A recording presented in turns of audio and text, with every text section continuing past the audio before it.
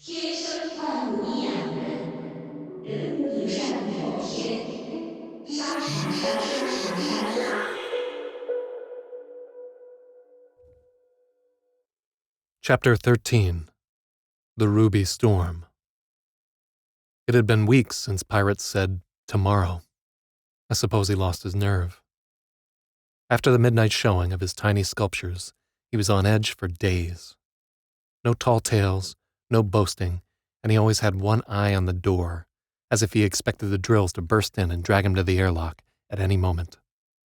Eventually, Pirate must have realized I wasn't going to rat him out, but still, he was distant. I think he could tell I didn't believe in the mission any longer, and he didn't want to be contaminated. The burst of zeal I'd experienced after learning about Arcturus had faded. I'd settled back into comfortable certainty we were all doomed. Things were changing. Since the interrogation, the drills had shifted on us, slowly, just a degree a day. There was never a point where I could speak up and tell the others we were being boiled. The struggle sessions ended, and Pirate's hair grew back, thicker than ever.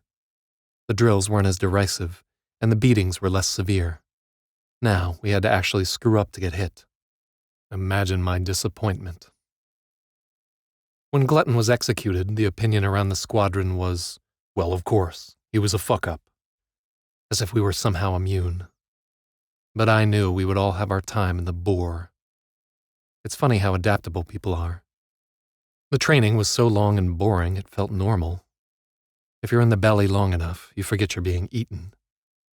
Being aware of their tactics didn't make me immune to them. One day at flight training, everything lined up perfectly for me. I was running the most challenging course, but it didn't feel difficult. I was fully awake, totally alive in the moment. The Yama felt like a part of my body, and maneuvering through the rings was effortless. I beat my previous run by almost 7 seconds. As the drills pulled me out of the Yama, I trembled with exuberance. I wanted to raise my fist and cry out in triumph. All eyes were on me. I remember that day at the arcade, the recruiters lying in wait outside of the champion's pod. From the ship bay door, Tsuros called out to me. "Traitor!"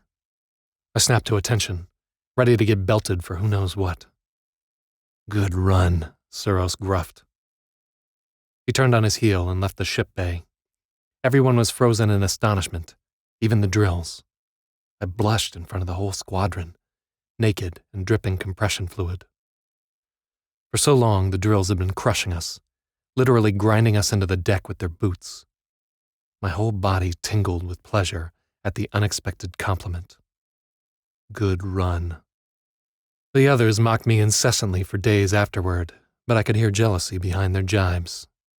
Tsuros' words echoed my ears and churned in the pit of my stomach. This was the man who put me in the infirmary for a week with one punch. He'd starved me, tortured me, taken away my name, and condemned me to death. 2 words of praise and I was practically on my knees for him. I'm such a worm. The drills were satisfied we'd been broken, and they were building us back up. Our briefings became sermons about the fall of mankind, our looming extinction, the virtue of sacrifice. I tried hard to believe. It would have been so much simpler.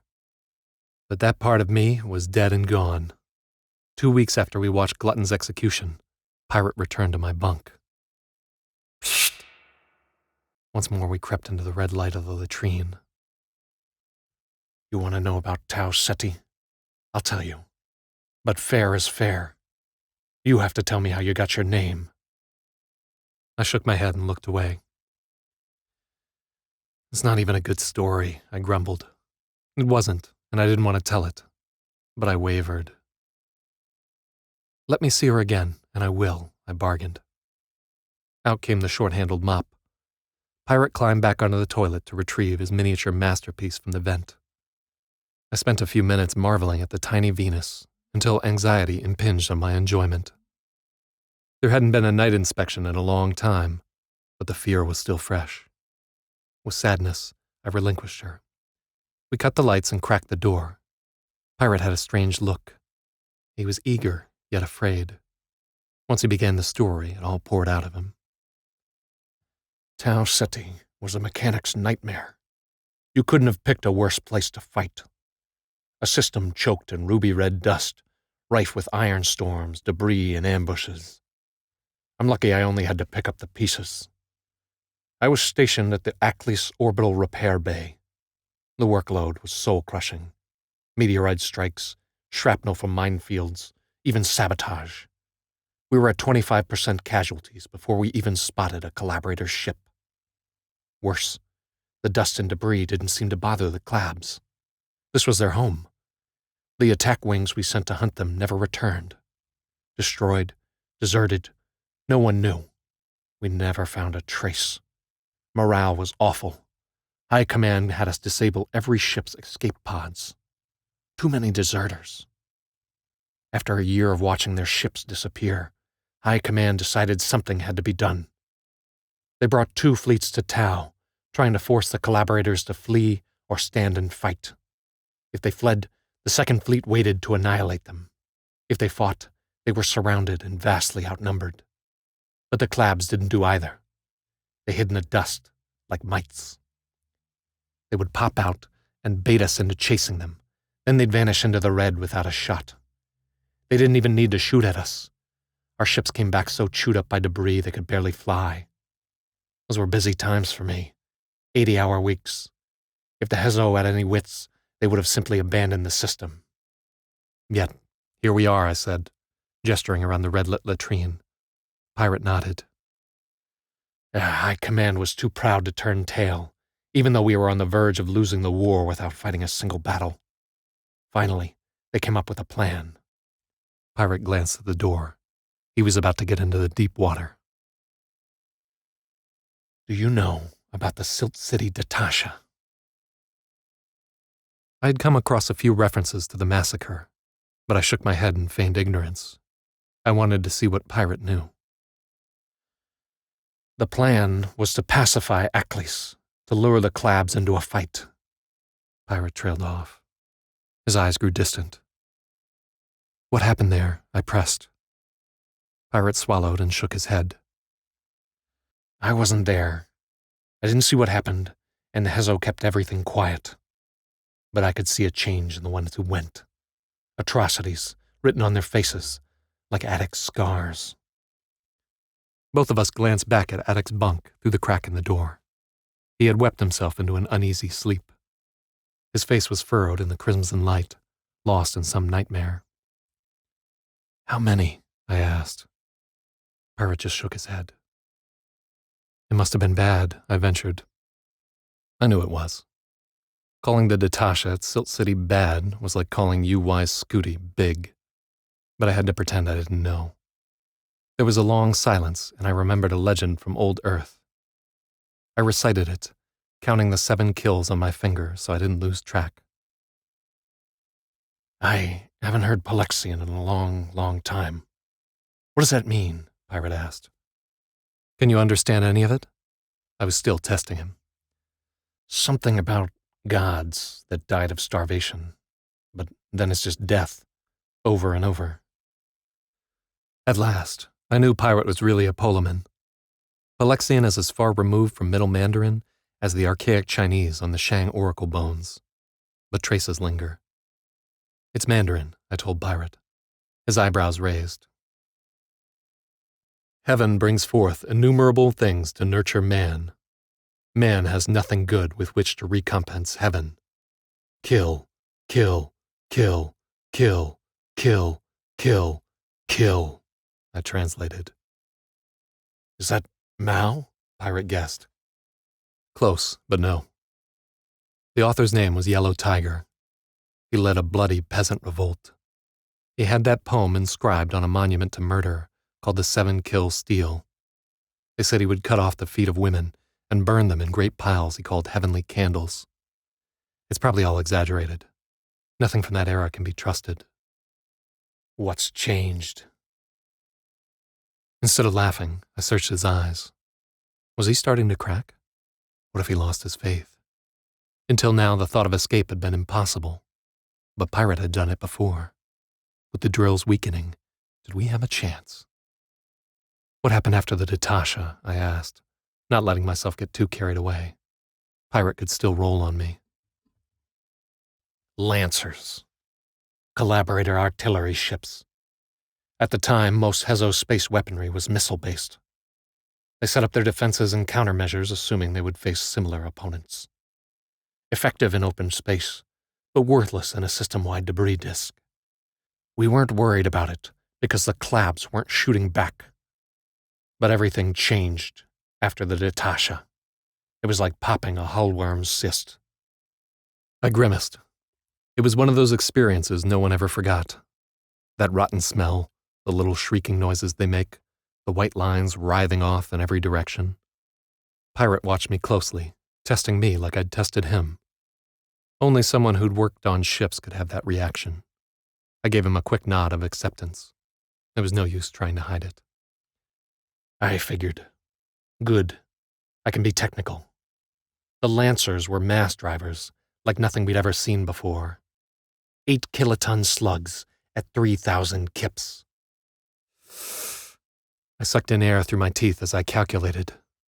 Throwing that much mass required enough juice to power a small moon for a year. It meant the collaborators had discovered something groundbreaking, an entirely new kind of reactor, or one hell of a battery. It tracked with Tsuros' story of Titan Forge. That's a hell of a shot, I ventured. All of our interceptors were worthless. Point defense arrays, chaff, flares. Nothing worked. You can't shoot something like that down. We couldn't retaliate. The clabs were nowhere near us. Some of the shots came from 1,000,000 kilometers away. Direct hits on reactors through 1,000,000 clicks of dust and debris.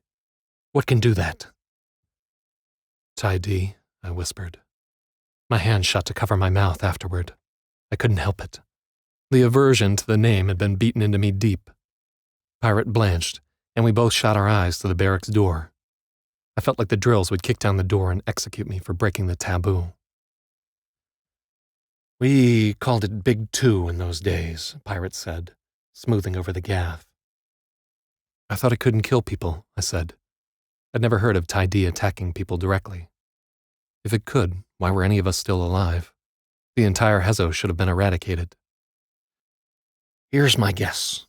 The slaughter at Silt City hit some threshold where Ty-D was willing to intervene.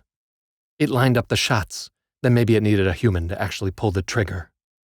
Dim Mak. The Hezo spent generations building those fleets. The Zanwu carriers had crews of 10,000. A single shot and boom! Instant death. How many? I asked, trying to imagine it. 40. 40 capital ships in less than a day. They lost a dozen more on the retreat, everything in chaos. The command ships were the first to die. Once the big boys ran, the wolves came out. The clabs hunted down everything that flew, from scouts to supply ships. The call came down to evacuate the orb. On the way out, I caught a glimpse of the night side of Aklis. Pirate swallowed hard, his jaw tight with anger. It was dark. The whole fucking planet was dark. Maybe they were blacked out against bombardment, I suggested. I was afraid Pirate was about to start screaming. But he bit it down. 2 billion people lived on Aklis. That was the day I made up my mind. To desert? Pirate nodded. His eyes glittered in the red light. But I couldn't get away. I'd been too proud of my skills. I showed them too much. The leash was tight in all the chaos that followed. I'd been a prisoner all along, you see. They just didn't call me one. I kept getting shuffled to new posts, and then there'd be another coup and they'd send me somewhere else. After the severance, I was reassigned to a prototype vessel, the Ganglion. It was a kind of stealth mobile shipyard, meant to hide in comet trails and orbital rings, slowly assembling an armada. Very me. I nodded. It sounded exactly like the kind of harebrained Wunderwaffe the Hezo would fund. We didn't just lose ships at Tau Ceti. It was a turning point in the Cipher War. There were so many deserters and captured ships. After that point, only full organic ships were considered safe to fly. Like these bombers we're training in, they're all meat except the hull and reactor. You think they're bombers? I asked. I had been wondering what our mission could be. That's what I think. Why else would they be so big? The training doesn't make much sense to me. All maneuvering, no targeting. Bombers don't dogfight. Maybe the training comes later, I guessed. I was glad to hear I wasn't the only one who thought it was strange. Maybe. Do you remember the drills used to have radios? I managed not to gasp. I nodded carefully. They're regressing tech all over. The clabs are getting closer. Supplies are spent. No freighters coming. Whatever their Shengmu mission is, they'd better get to it. Time's running out. I nodded, giving Pirate a meaningful look. Had he broken through the brainwashing? Was he open to making a break for it? If I guessed wrong and Pirate rolled on me, I would die. Want out? I whispered. Pirate shook his head. Too old. I don't have that kind of fight in me anymore. Besides, it's impossible. There was a sputtering sob from the barracks. I could see Attic's eyes were open. He stared up at the ceiling through the slats of the vacant top bunk. Tomorrow, I promised Pirate in my lowest whisper. I walked over to Attic's bunk. He looked up at me without a word. I pointed to my mouth, then to him, then ran my finger across my throat. You talk, you die. Attic nodded. I could only pray it would be enough.